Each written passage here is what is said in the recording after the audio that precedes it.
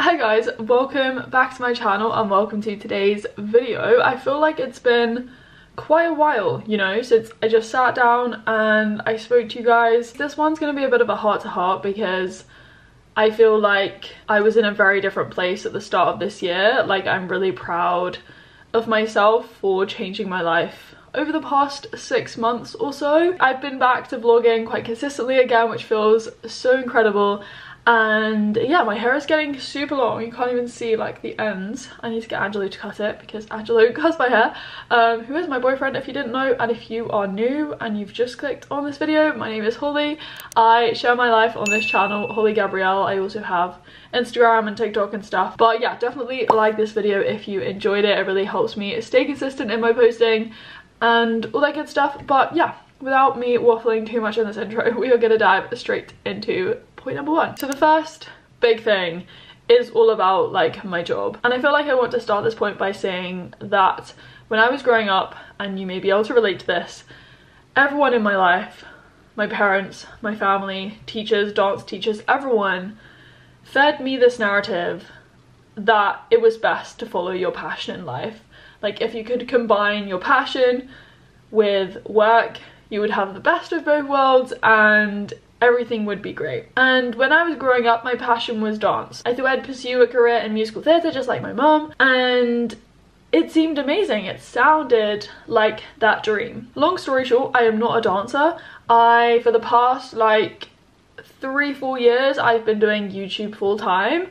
And I could say that I turned my love for making YouTube videos, which was ultimately a hobby at the start, into my job. And that seemed great for a temporary period. Last year, towards the end of last year, I hit this point where I was crying on like a weekly basis. And the reason why I was crying was because I reached this point where my passion for making YouTube videos, which was my job, didn't feel so fun anymore and wasn't giving me the same level of enjoyment that I'd experienced previously. On like a deeper level, I felt like I was just giving more away than I was getting back. Like, I was almost selling my life and my personal life for views. Like, I felt like I always had to be doing something cool and fun and exciting to be relevant, and I was just so mentally drained and burnt out. And as I said, it led me to tears, like a lot, because I just wasn't getting back what I expected. And that's when I started to question, like, you know, my job and what I did. And I started to think more and more about, you know, this passion, and should you really follow your passions and do what you love and stuff like this. Now, you may have heard bits of this story if you watched the video where I talked about how I landed a new kind of job.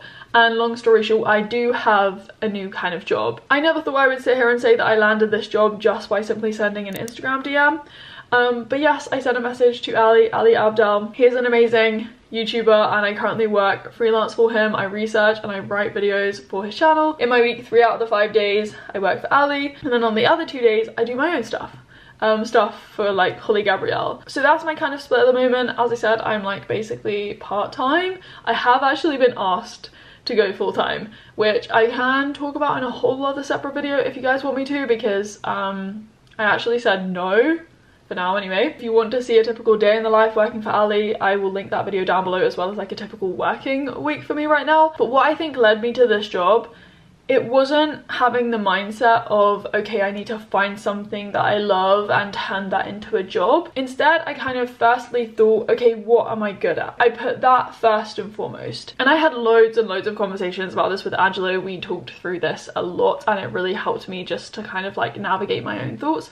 But as I said, I kind of went into this with the idea of, okay, what am I good at? What are my skills? What are my talents? What can I lean into? And I knew at university that I was really good at doing research, like literature-based research in the biology space. That's my background.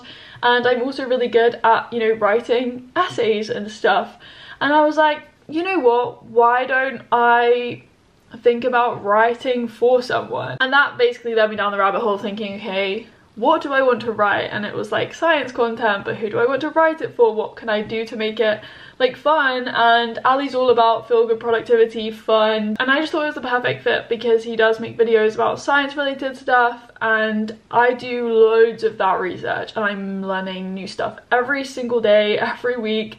I write stuff, I feel so fulfilled. Like, I shared this kind of monologue in a recent vlog where I was like, at the end of my days and my weeks now, I feel so incredibly fulfilled, and I feel like I have this greater sense of like purpose. It's not to say that 6 months ago making videos weren't bringing me any sense of purpose.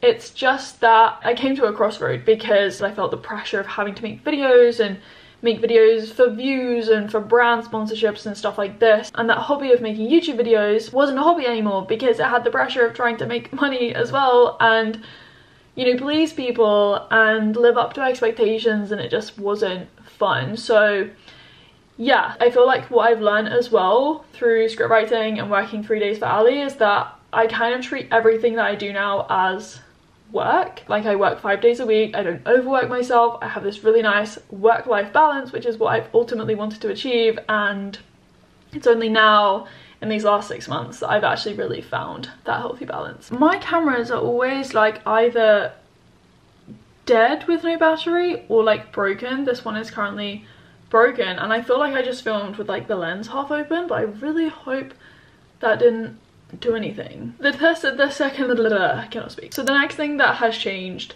is my body. I was kind of debating whether or not to talk so explicitly about this, but I feel like I couldn't film this video without talking about this. And jumping straight to the point, like, my body has changed quite a bit over the past 6 months.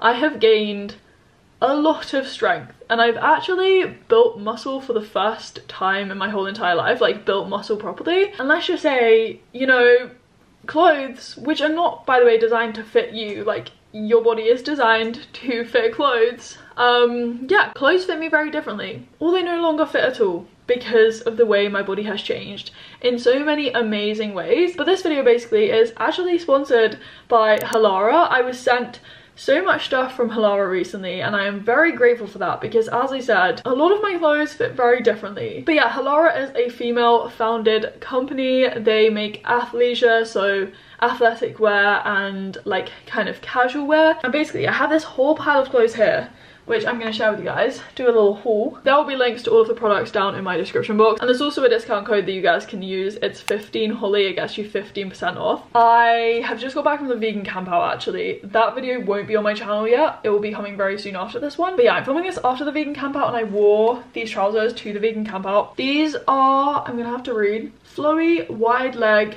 casual pants. I got them in this maple syrup color. Everything, by the way, is a size small, just literally for reference, okay? These are actually really quite big on me. Halara actually does a huge range of sizes, and also for different like heights and stuff.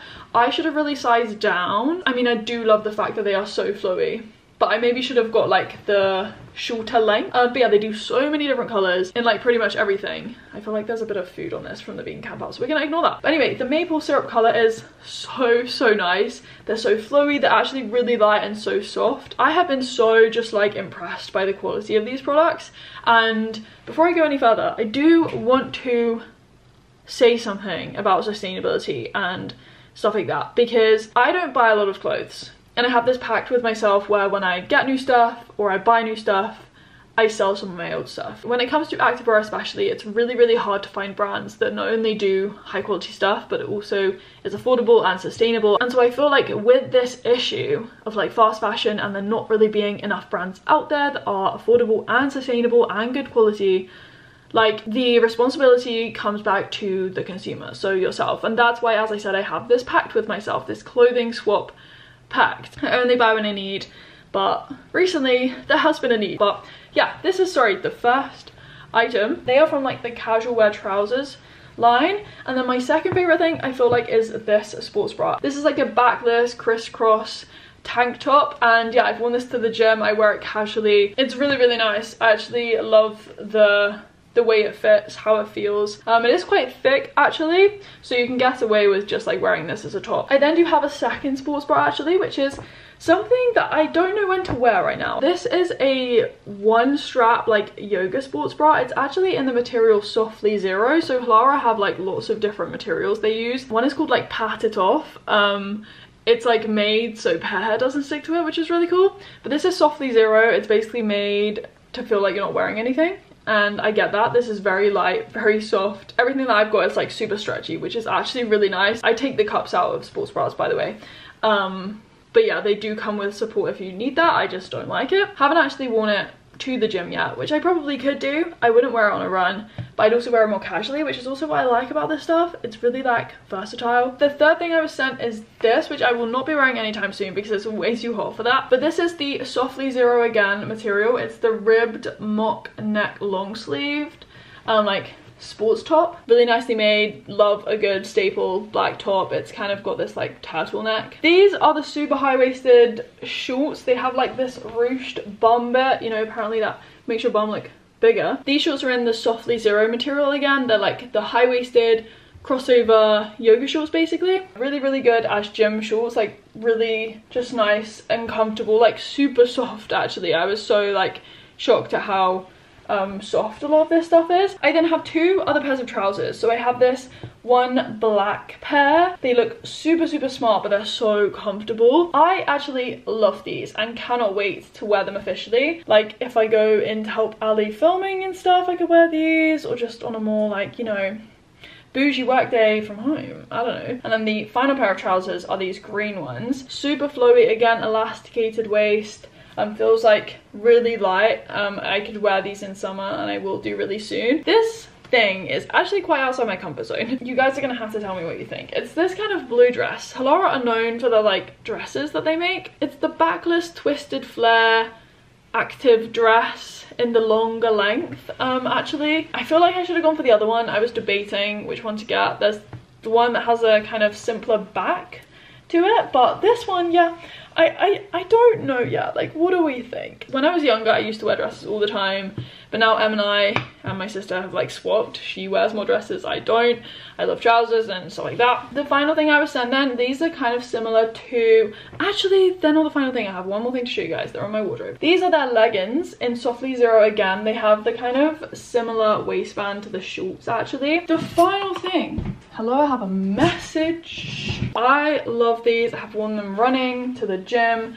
They are great. These have a hidden pocket in the back, and they have built-in shorts. They do them in a shorter length. I got them in the longer length, and I feel like they're a perfect length for me. But that's basically everything. I was sent a load of new stuff, and I do need to do a wardrobe clear out myself, as I said. But if you guys click the link in my description box, you use the code 15holly, you get 15% off what you want from Halara. Please be responsible as a consumer. But yeah, Halara, I feel like they make stuff that is very affordable and very high quality. So as long as you buy what you need and when you need it, like, I think that's the best you can do in terms of sustainability. But yeah, shout out again to Halara for sponsoring this video. I need to like move these clothes and actually fold it properly. Growing up, I did do, and I have always done, like a lot of aerobic exercise, we could say. You know, I've grown up dancing. I did tag rugby in primary school.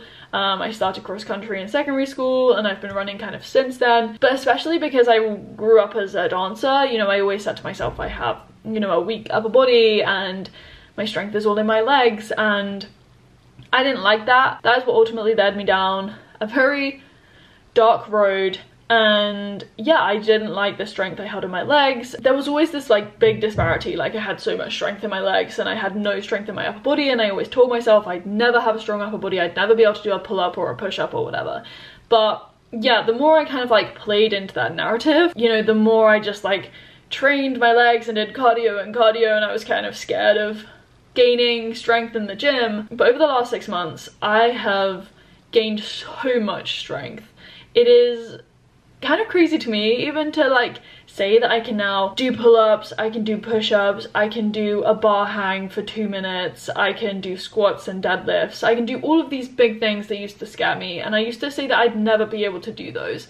But that was just because I was telling myself that I had this weak upper body, I was never going to be strong. And you know, like the only reason you'd see like abs or, you know, striations in my muscles was because I didn't have enough sort of like weight on me. And recently I've listened to, and I love like podcasts in the longevity space, and like I've truly come to realize the importance of strength, especially for longevity. And I now have this goal of being the strongest version I can, you know, because I know that that is the healthiest. And I've actually put time and effort into learning how to do this stuff in the gym, learning how to do these cool exercises that will help me build muscle and actually build the muscle. And building muscle takes a lot. It takes a lot of food, getting enough sleep and recovering, going to the gym and progressively overloading and all of this stuff, which is what I was scared of before. And yes, I still love running.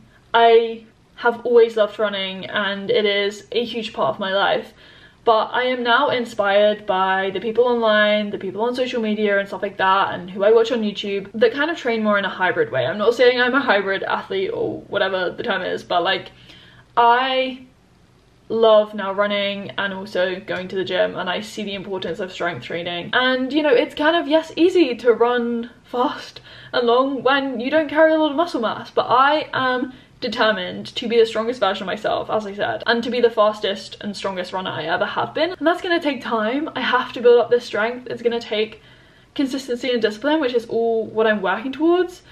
But you know, I'm a different person now. I'm a different runner now. I'm stronger now, as I said, like so much stronger. And yeah, the last big change to my life that I feel like ties everything together in a way is all about my mindset. I recently came across this like study and this research when I was scripting a video for Ali's channel, but I thought I would share it here because I think it's so interesting and it just perfectly exemplifies what I'm trying to say. There's basically this psychologist, I think her name is Patricia. In the 1980s, she came up with this idea of like the self-complexity model. And this is like this cool idea where she says that all of us are made up of loads of different self aspects.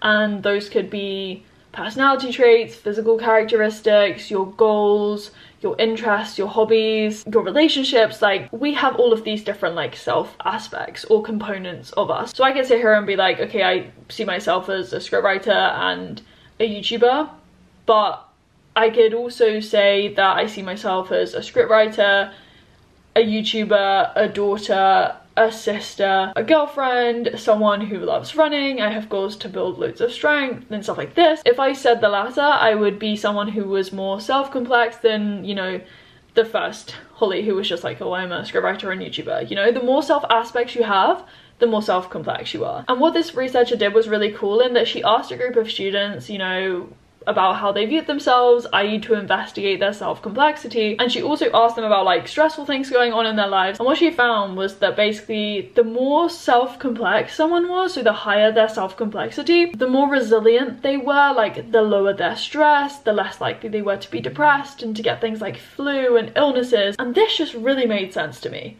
Like it really made sense. I kind of see it as like a hot air balloon. Like you could have a hot air balloon that's held up by one massive balloon, but you could also have a second one that's held up by like 100 different smaller balloons. And the second one, that one is more resilient because if you pop one balloon, it's likely going to stay afloat in the sky because it has all of these other things holding it up. Whereas if you pop that one massive balloon, it's going to come crashing straight down to the ground because, you know, it only has one thing holding it up. And so in terms of the self-complexity model, if I saw myself as just a scriptwriter and a YouTuber, and let's say kind of like last year, my YouTube channel started to go slightly wrong and, you know, I wasn't enjoying it as much and I felt this huge weight of pressure and the pressure of making money and it being my job and stuff like that. When that started to go wrong, I thought everything else in my life was going wrong because I didn't have these other things to fall back on, and I couldn't sort of like compartmentalize things. I couldn't be like, okay, things aren't going too well on YouTube, but it doesn't mean to say that, you know, I'm not still an amazing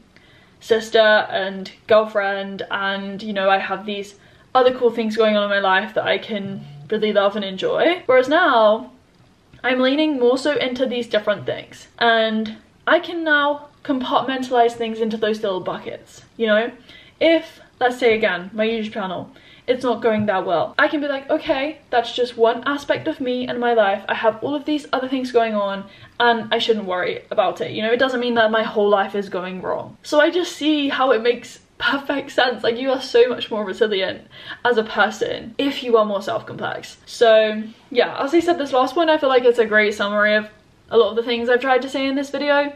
Like I now see myself as someone who is so much more than Holly Gabrielle online. I love that version of me, don't get me wrong, and I always will love taking pictures and filming and sharing my life ultimately, but I have all of these other things going on now, and I can see myself in all these different ways, and each one of those holds so much value in my life. I feel like I just want to finish this video by sharing some of the things coming up in the next 6 months to keep you guys in the loop, which I thought would be fun. So yeah, we're currently in July still, we're at the very end of July, but in the next 6 months I will still be scriptwriting, obviously, working on my YouTube channel, hopefully posting consistently, and as I said, if you guys like this video, I promise I will definitely be able to keep things regular for you guys. My Instagram is veganhology if you want to follow me over there for like more real-time updates. August is kind of a quiet month, but in September we have another big family trip. We're going to Cornwall, which should be really fun for a week, and then after that Angela and I are going to South Korea, which is really fun for like 2 weeks. I'm so like hyped for that. And then we do another race this year. Angela and I were doing a half marathon actually somewhere in Europe, and then there's like Christmas, well, there'll be Halloween, then there'll be Angela's birthday, my birthday, Christmas, New Year, like so much I feel like will be coming up. In January then, that will be the start of a crazy new chapter of moving out, but yeah, that is to come soon. As I said, I just thought I'd give you guys a little bit of a flavour. But yeah, that is it from me. I feel like this video is probably going to be quite long, but I really hope you enjoyed it. If you are still here watching, like, I am so grateful for you right now. And yeah, leave any comments down below. And as always, yeah, I will leave you with some bloopers and speak to you very soon in another video. Bye guys! My camera just died, so that's great. But yeah, I drank some water.